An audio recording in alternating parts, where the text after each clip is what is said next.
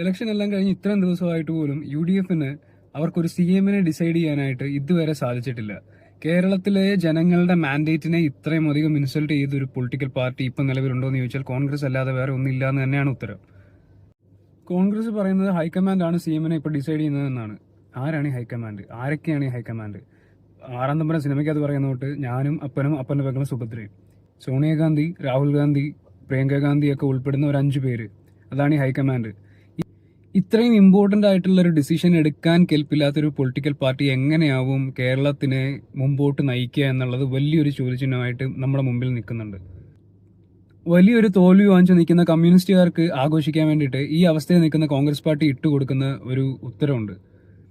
ഇതിലും ഭേദം പിണറായി വിജയൻ ഗവൺമെന്റ് ആയിരുന്നു. ഇലക്ഷൻ എല്ലാം കഴിഞ്ഞ് ഇത്രയും ദിവസമായിട്ട് പോലും UDFന് അവർക്കൊരു CM-നെ ഡിസൈഡ് ചെയ്യാനായിട്ട് ഇതുവരെ സാധിച്ചിട്ടില്ല. കേരളത്തിലെ ജനങ്ങളുടെ മാൻഡേറ്റിനെ ഇത്രയും അധികം ഇൻസൾട്ട് ചെയ്ത ഒരു പൊളിറ്റിക്കൽ പാർട്ടി ഇപ്പം നിലവിലുണ്ടോ എന്ന് ചോദിച്ചാൽ കോൺഗ്രസ് അല്ലാതെ വേറെ ഒന്നില്ല എന്ന് തന്നെയാണ് ഉത്തരം. കോൺഗ്രസ് പറയുന്നത് ഹൈക്കമാൻഡ് ആണ് CM-നെ ഇപ്പോൾ ഡിസൈഡ് ചെയ്യുന്നതെന്നാണ്. ആരാണ് ഈ ഹൈക്കമാൻഡ്? ആരൊക്കെയാണ് ഈ ഹൈക്കമാൻഡ്? ആറാം തമ്പുരാൻ സിനിമയ്ക്ക് അത് പറയുന്ന തൊട്ട് ഞാനും അപ്പനും അപ്പൻ്റെ പെങ്ങളും സുഭദ്രയും, സോണിയാഗാന്ധി, രാഹുൽ ഗാന്ധി, പ്രിയങ്ക ഗാന്ധി ഒക്കെ ഉൾപ്പെടുന്ന ഒരു 5 പേര്, അതാണ് ഈ ഹൈക്കമാൻഡ്.